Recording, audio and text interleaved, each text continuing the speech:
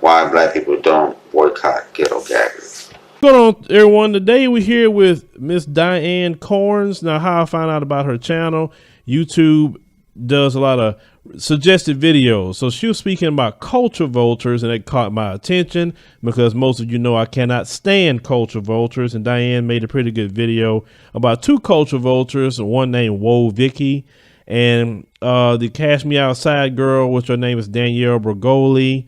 But I wanted to talk to her about that today. And also she talks about cryptocurrency, and a lot of black people are starting to get into that. So Diane, thank you for joining us on the show today. Thank you for having me, Phil.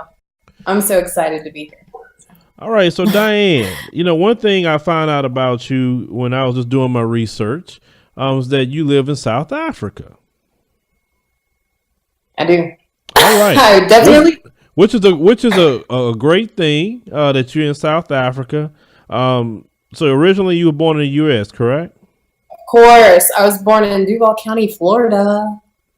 You played yourself. Congratulations. Oh, Florida. Shoot, Florida. Florida is where it's at for a lot of people, for sure. Man, hurricane season about to come up. I don't even want to think about that. That just like be on my mind all the time. Right. Yeah. There are no hurricanes in South Africa, thank goodness. Not really from the ghetto, but I hang out with people who are from the ghetto. Yeah, I know. So, now let's talk about culture vultures here.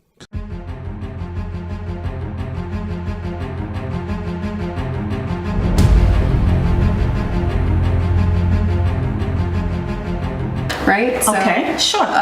What's new? Let's see. Okay, so let's talk about the Black Panther movie. Okay, I didn't watch the movie. Okay, wait, I don't think I should actually say that. Let's start it over. No, don't start over. You're gonna crop it out. We can, but it doesn't matter. If you didn't watch the movie, it's fine. The reason you're bringing this up.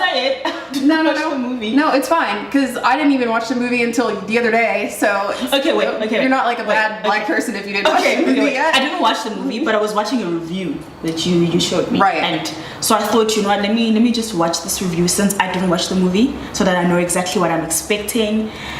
And this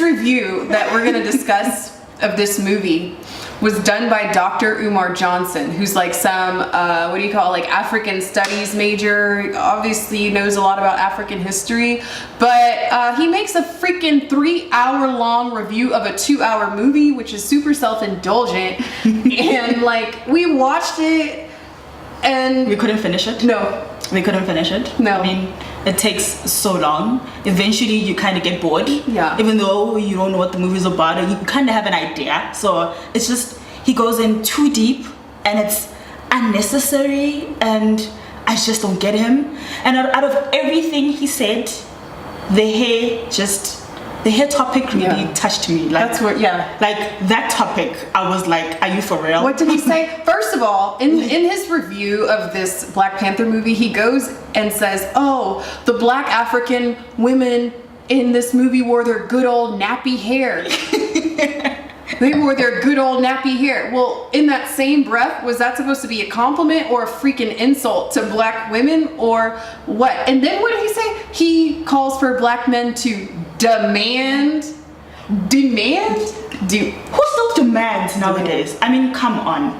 Demand that women... We all know, as soon as you demand any woman, whether you're black or white, things are not going to get done. He calls for black men to demand black women to wear their natural hair without permanent relaxers or weaves. But here's my thing. I mean, out of everything that's happening in this world, there is just so much corruption, there's so much negativity in this world, and all you can talk about is my hair. So because I have a weave, it means I'm not black enough? Well, wait, let's talk about that, because he's telling, ironically enough today, I'm the black American wearing my real hair, and then you're the African wearing your weave. And that's fine. But the funny thing is how he tried to mischaracterize, right, black American women and say, oh, you need to be like your African sisters and wear your hair natural and stop wearing wigs and weaves because African people don't do that. And that's weird, because here's the thing. I am from South Africa. I am 100% black. Both my parents are from Africa. Both my parents are from KZN. I'm Zulu, so I am as African as it comes. Okay, like I know exactly where I come from. I know exactly where I need to go, where I want to go home. If I feel like I need to go back to my roots, I literally take a flight, or I take a bus, or I drive back home. I see my ancestors, so I know exactly where I come from. I'm not a mixed breed or anything like that. So let's just make that very clear. I'm not mixed breed. Right. Okay. What do you call a mixed breed? A mixed breed is like, you know, people who are half black and half Jamaican, or half black and half white, or you know what I mean. Those people will be like, okay, they're mixed. It doesn't mean they're not African or anything like that, but they're just mixed. You must always find a black person amongst them that you can trust for critical information. You need not always entice them with money, because sometimes their petty jealousies and the opportunities for revenge is enough ammunition to secure a snitch. This tactic is very useful, especially when your research reveals former lovers of their men and former lovers of their revolutionary women. More of a preference thing. Like when I feel like I want to have hair, then I have hair. But 90% of the time I feel like I don't want to have hair, and I normally have my hair short, and I normally have my hair black or blonde. I mean, why should I be restricted when I can be anything I want to be? If I want to wake up today and want to pull off a short blonde hair like Ambrose, why not? Like, why do I have to feel like I just don't. I don't get it. Yeah, that freaking. Like, there's just deeper things in this world to worry about than my hair. This freaking review of this film, it would have done, like, it just took things too far. It took things too deep, and you just know what? Sometimes you just have to let the Black Panther movie be just great on its own without trying to introduce all these conspiracy theories and negative ideas about what black women do and what black women should be. Yeah, like just let the freaking movie be great. As much as we black, this is the 21st century, guys. Let's just let us be. Like, can we just be whoever we want? I mean, nowadays, no one is 100% natural. Let's be honest. Like, no one. Nowadays, it's either you have a weave, or you have lashes, or you have a face beat, or you have nails. Like, there are just so many things we do as women to make ourselves feel beautiful. But that's the thing. It's about me.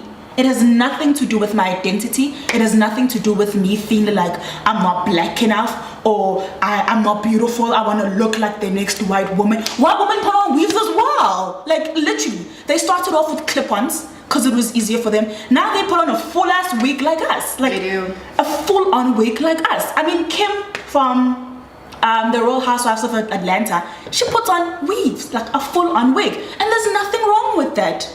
It makes her look good, makes her feel good. Can we just get over the hair situation? Yeah, Dr. Honestly, Umar Johnson, get over it. you played yourself. You played yourself. Congratulations. That was real whack. I don't know. It's 2018. No man is going to demand anything out of me, first and foremost. And I'm just going to leave that at that. Let's move on. Let's move on. Let's Yes. move. From the ghetto, but I hang out with people who are from the ghetto. You played yourself. Congratulations. Something's on my heart, and Ghetto Gaggers and our part in not speaking on this horrible site. Primarily just, well, both sides, the men and the women, but I understand a lot of the brothers have been speaking about this, and just humiliation of black women, and then that harkens back, because I say and I repeat, it's a direct attack against black men. So this is an us. This is a us situation. I don't get it. I don't get why nobody is talking about this, along with Fukushima fallout.